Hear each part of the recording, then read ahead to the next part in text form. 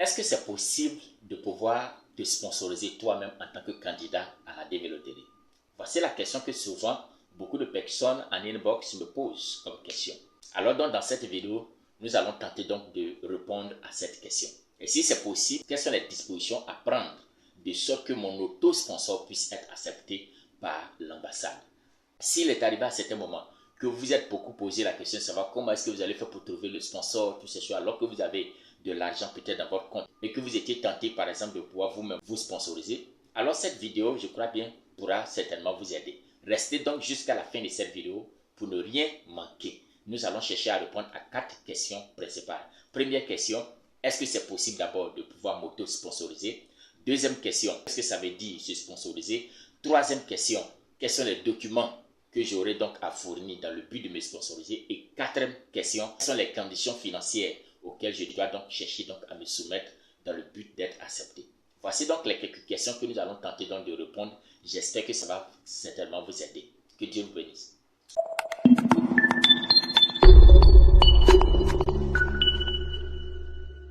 Shalom, shalom, moi c'est le frère Joël Kwame, c'est avec un réel plaisir encore d'être avec vous dans ce numéro hebdomadaire sur ma chaîne Dieu dans nos affaires. Sur cette chaîne, nous encourageons tout le monde à l'investissement, ne pas avoir peur d'investir, mais nous touchons de façon spécifique le cas de la DV Loterie, l'immigration dans sa généralité aux États-Unis, l'insertion aux États-Unis, mais aussi en passant la citoyenneté. Mais la particularité de notre chaîne, c'est que nous nous montrons à tous ceux qui investissent dans n'importe quel domaine de leur vie que pour réussir dans tout ce que tu entreprends, il faudrait mettre l'intérêt de Dieu au devant de toutes choses. Même dans ton voyage, qu'est-ce que Dieu gagne en ouvrant les portes des États-Unis? C'est pour ça qu'il a des vidéos qui touchent le côté spirituel sur cette chaîne dans le but de vous montrer comment inclure Dieu dans nos affaires. Allez-y regarder ces vidéos, ça va vous faire du bien. C'est sûr. Que Dieu vous bénisse. Donc comme je le disais, aujourd'hui nous allons toucher la question de savoir est-ce qu'il est possible qu'un candidat puisse s'auto-sponsoriser lui-même. Mais avant toutefois d'aller dans le sujet, je me vais déjà passer cette annonce qu'à partir du mois de septembre dans lequel nous allons rentrer, nous allons prendre tout le mois pour parler et pour préparer tous ceux qui désirent se lancer dans la DV Loterie dans le mois d'octobre qui viendra également. Dès le mois d'octobre, déjà la DV Loterie 2024 sera lancée. Et peut-être que tu désires te lancer. Même toi-même qui as déjà été sélectionné, il est important de pouvoir te présenter. Parce que tu ne sais pas quelle sera donc la fin de ton interview. Tu ne sais pas si tu seras refusé ou pas. Donc tu peux te présenter encore à la DV et ça n'influencera pas négativement ton dossier. Donc tu peux te lancer. Voilà. Et c'est pour ça que ce mois de septembre, comment bien s'enregistrer au niveau de la DV Loterie? Quelles sont les erreurs à ne pas faire? Parce qu'on s'est rendu compte au fil des années que beaucoup de personnes commettent les erreurs au début et ça les rattrape à la fin. Quelles sont les précautions à prendre lorsque même tu mets en tête de vouloir donc t'inscrire à la DV Loterie? Voici les quelques sujets qui vont nous concerner tout le mois de septembre. Nous avons apporté beaucoup de choses qui sont souvent ignorées par certaines personnes lorsqu'elles s'engagent dans la DV Loterie. Si vous connaissez des personnes qui voudraient quelque part se lancer dans la DV Loterie, n'oubliez pas donc de leur recommander ces vidéos. Ça va véritablement les aider. Que Dieu bénisse. Donc, le sujet aujourd'hui qui nous réunit, c'est est-ce qu'il est possible que quelqu'un puisse se sponsoriser? Lorsque nous prenons déjà cette première question, je vais vous dire que la réponse même ne vient même pas de moi.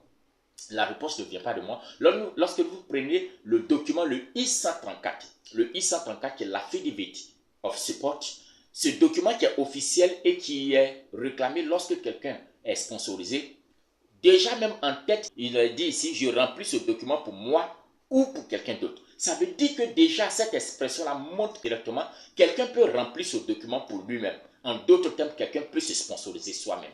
La réponse est oui, quelqu'un peut se sponsoriser et venir aux États-Unis. Ça, c'est le premier point. La deuxième question maintenant, c'est qu'est-ce que ça signifie même se sponsoriser ou bien toute cette histoire de sponsor, qu'est-ce que c'est? Dans ma vidéo précédente de la semaine dernière, j'ai touché de façon large cette question de sponsor. Mais ici, je pourrais dire que le sponsor, c'est quelqu'un qui prend un engagement devant l'ambassade, devant les États-Unis, dans le but de pouvoir te prendre la main, d'être ton tuteur, de pouvoir te soutenir, de sorte que tu ne sois pas une charge publique pour les États-Unis. C'est l'objectif qui est là. Et donc, lorsque quelqu'un dit que je vais me sponsoriser, ça veut dire que cette personne prend l'engagement devant les États-Unis et devant l'ambassade qu'à partir des moyens financiers dont il dispose, il est capable donc de pouvoir lui-même se prendre en charge financièrement, prendre en charge sa famille financièrement, et qui ne seront pas donc une charge publique.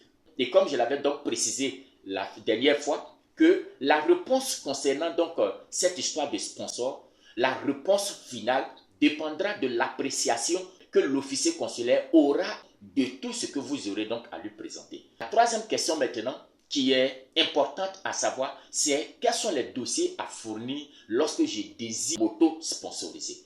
Voici cette question, elle est tellement importante parce que beaucoup de personnes se sont présentées souvent avec juste un certain document et puis bizarrement se sont rendus compte qu'on leur a refusé. Souvent ces personnes se sont posées des questions, mais tiens, j'ai de l'argent dans mon compte, pourquoi si on ne m'accepte pas? Et donc, à partir des expériences que nous avons eues, je le dis bien à partir des expériences, cela veut dire que vous n'irez pas sur un site internet quelque part, ou bien sur travelstate.gov, ou bien encore sur un site d'ambassade, et que vous allez voir les documents que je vais donc citer. En réalité, ce sont des documents qui découlent à partir donc des expériences que nous avons eues en traitant le dossier de plusieurs personnes, en aidant plusieurs personnes dans le processus de la développerie. Et donc, c'est à partir de ces expériences-là que je vais vous donner les documents, je vais vous dire quels sont les documents qui peuvent être vraiment utiles lorsque tu désires t'auto-sponsoriser. Le premier document, c'est ce que je venais de le dire, c'est le I-134, la Affidavit of Support. Tu auras donc à remplir cela en ton nom.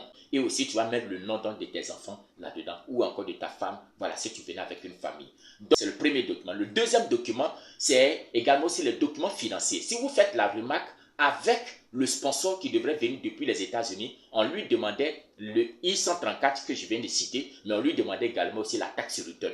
Mais à vous qui désirez vous auto-sponsoriser, on ne vous demandera pas votre taxe return parce que vous, dans votre pays, par exemple, il n'y a pas peut-être de taxe return, des choses comme ça, il n'y a pas ce type de choses. Maintenant, je vais vous donner un peu, je vais vous dire quand même quelle est la différence. Vous voyez, lorsque quelqu'un, depuis les États-Unis, prend la décision de pouvoir sponsoriser un candidat depuis peut-être un pays étranger, ce dernier, en remplissant le I-134, va marquer là-dedans son travail actuel.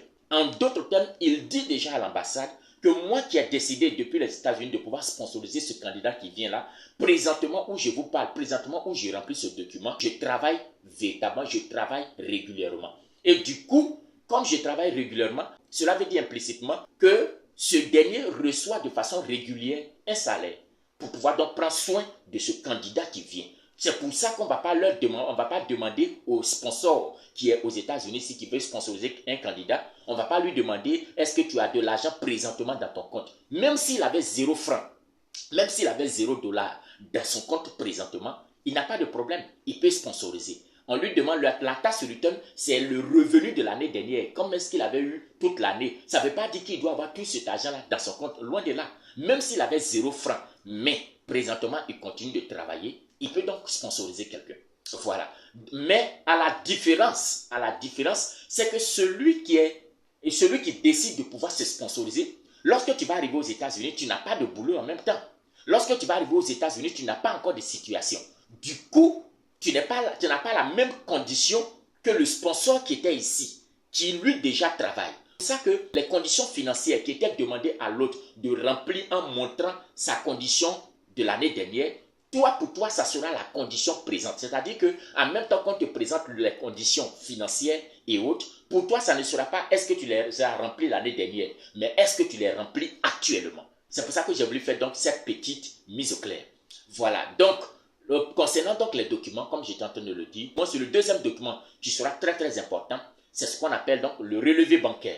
Vraiment, ne commettez pas cette erreur comme plusieurs personnes souvent commettent. Prennent juste un relevé bancaire d'un seul mois et puis viennent présenter ça à l'officier consulaire, espérant que l'officier va donc accepter. Alors, si tu dois donc prendre les relevés bancaires pour pouvoir donc te faire accompagner, il est important de prendre au moins sur 6 mois. Et puis, il ne faudrait pas que ce soit un compte bancaire fictif, là, c'est-à-dire, soit on se rend compte que c'est 2 mois avant, ou bien c'est 1 mois avant, ils ont créé, et puis boum, un coup comme ça a été bombardé de certains millions, et puis vous venez présenter. Non, ils ne sont pas naïfs, ils ne vont pas accepter cela, ils vont refuser votre auto-sponsor.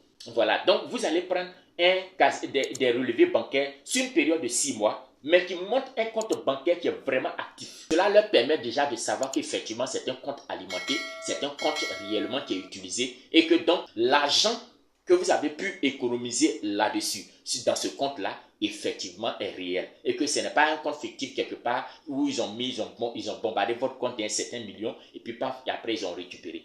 Voilà, donc c'est important de pouvoir avoir au moins un relevé bancaire sur une période au moins, je le dis bien, au moins de 6 mois. Et je le dis encore, c'est par rapport à nos expériences, de la façon dont nous avons aidé certaines personnes et ça les a aidés véritablement. Donc si vous voulez utiliser cette méthode, voilà, vous pouvez donc faire cela, mais je le dis bien, au moins 6 mois de relevé bancaire où à la fin on voit effectivement que de façon consistante une somme d'argent bien colossale quand même qui est sur le compte qui vous aidera. Lorsque vous aurez cela, le troisième document important, les bulletins de salaire. Les bulletins de salaire viennent souvent pour corroborer, viennent pour donner de la force à ces documents financiers que tu venais de donner, à savoir le relevé bancaire.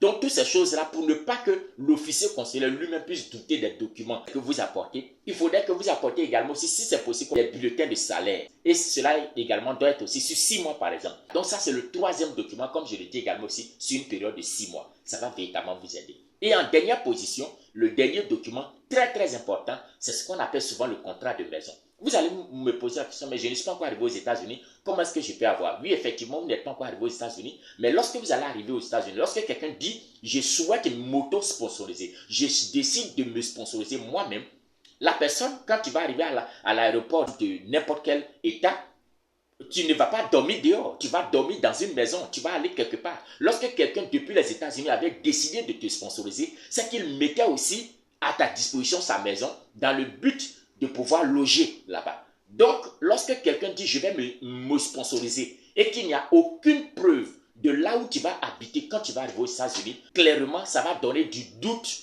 effectivement à cet officier consulaire et c'est souvent ça qui les amène à refuser votre auto-sponsor. Donc, qu'est-ce que vous faites? Il est important déjà de prendre attache. Forcez, vous allez prendre attache avec quelqu'un aux États-Unis. Et ce dernier-là peut donc réserver un studio ou un appartement en votre nom.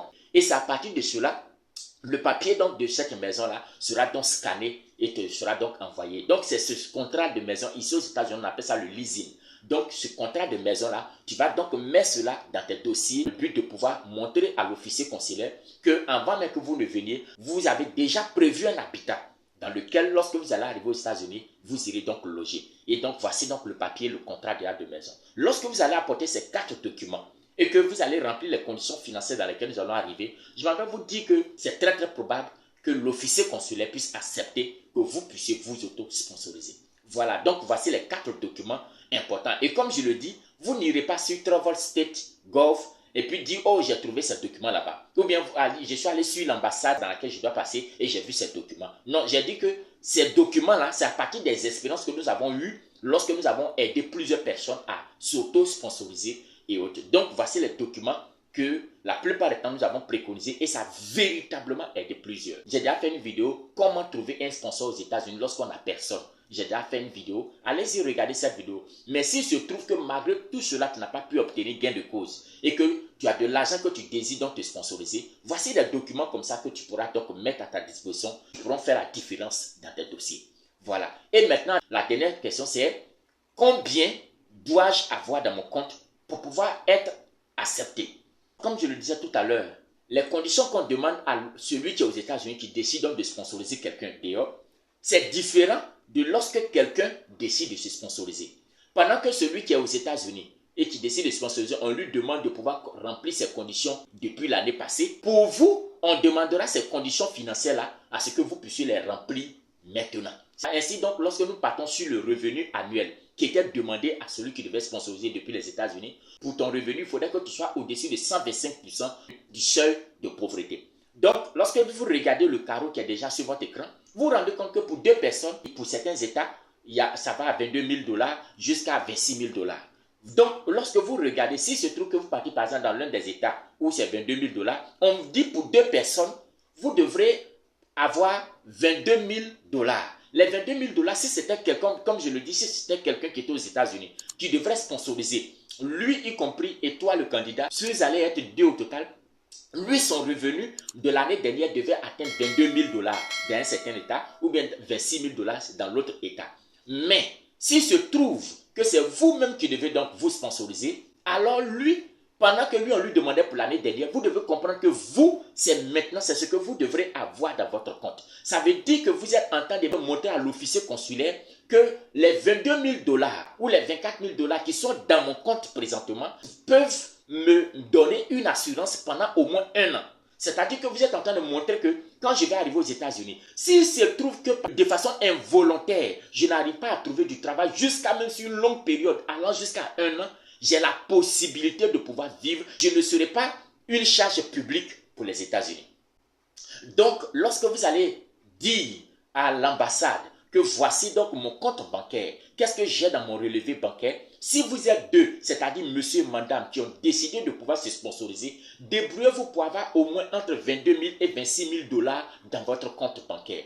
Quand on dit 26 000 dollars ou bien 22 000 dollars selon l'état dans lequel vous partez, vous allez prendre donc les 22 000 dollars et vous allez les multiplier dans le franc de votre pays. Et c'est cette somme-là que vous devez avoir dans votre compte. Donc je vous donne un simple exemple. Tu viens par exemple du Sénégal et tu désires donc te sponsoriser toi-même. Au Sénégal, on utilise le franc CFA. Le franc CFA, si je me dis par exemple que 1 dollar coûte 600 francs, alors je me dis que si nous sommes deux, moi et mon épouse, que nous voulons donc nous sponsoriser nous-mêmes, alors qu'est-ce qu'on fait? Les 22 000 dollars multipliés donc par les 600 francs et en ce même instant, tu sauras donc quelle est la somme. Peut-être que ça va avoisiner près de 12 000, 13 millions de francs CFA dans ton compte. Lorsque déjà quelqu'un vient à l'ambassade avec tous ces documents dont je viens de parler et qui montrent à l'ambassade effectivement qu'ils ont une réserve financière avoisinant 12 millions, 13 millions, 14 millions dans leur compte pour 2 personnes, monsieur et madame qui se présentent à l'ambassade, il n'y a aucune raison que ce dernier puisse refuser. Puisque la somme d'argent que vous avez gardée de façon consistante dans ce compte-là peut vous garder, peut vous permettre quand même de survivre jusqu'à une période même de 1 an, de sorte que même si vous arrivez que pour des circonstances imprévues, il se trouve que vous n'avez pas encore eu du boulot, allant jusqu'à une période de 1 an, ce qui sera vraiment rare, mais si cela arrivait, vous avez quand même les ressources financières pour pouvoir prendre soin de vous jusqu'à cette période de 1 an. Donc ça vous donne une garantie véritable. Quelqu'un se va dire, mais tiens, moi je suis seul. Si tu es seul, donc tu divises par 2. Ça te fait donc 11 000 dollars ou bien jusqu'à 13 000 dollars dans d'autres états. Donc si tu étais seul, tu vas prendre les 11 000 dollars et tu vas donc les multiplier par exemple par 600 francs CFA. Si tu étais dans un pays francophone où on utilise le CFA, tu vas multiplier, peut-être ça va te donner, ça va te faire à peu près 6 millions à 7 millions comme ça. Donc ça veut dire que pour quelqu'un qui est seul, qui décide par exemple de pouvoir se sponsoriser seul, après les documents que je viens donc de citer, si déjà tu présentes à l'ambassade un bagage financier qui montre que dans ton compte, il y a au moins près de 6 millions, voire même plus, il n'y a aucune raison que cet officier consulaire puisse refuser votre auto-sponsor. Parce que la somme d'argent dont vous disposez dans votre compte peut vous permettre donc de pouvoir prendre soin de vous-même pour une longue période. Donc vous allez prendre le même carreau dont je parle là, et vous allez regarder la forme de votre famille. Si vous êtes une famille de 3, une famille de 4, pour chaque nombre de personnes dans la famille, vous avez donc les montants à pouvoir donc remplir comme condition. Ce n'est pas parce que vous venez pour vous sponsoriser vous-même qu'on ne vous demandera pas de remplir cette condition. Maintenant, quelqu'un m'a posé la question de savoir, mais tiens, si aussi j'ai des biens, est-ce que c'est possible de pouvoir donc utiliser cela dans le but de pouvoir donc me sponsoriser? Donc pour pouvoir terminer maintenant sur ce sujet, je m'avais dit comme ça que à la fin de toutes ces choses, vous devez comprendre que la question des sponsors, ça sera à l'appréciation de l'officier consulaire. Donc faites un effort quand même pour pouvoir remplir ces conditions-là, pour avoir ces documents. Donc voilà un peu ce que j'ai voulu donc apporter comme précision aujourd'hui dans cette vidéo. J'espère que vous a plu. Si vous l'avez aimé, n'oubliez pas de me donner un simple like. Mais surtout, si tu n'es pas encore abonné donc à ma chaîne, il faut t'abonner. Ça va véritablement t'aider. Il y a beaucoup de choses encore que nous allons apporter. Que Dieu bénisse. À la prochaine.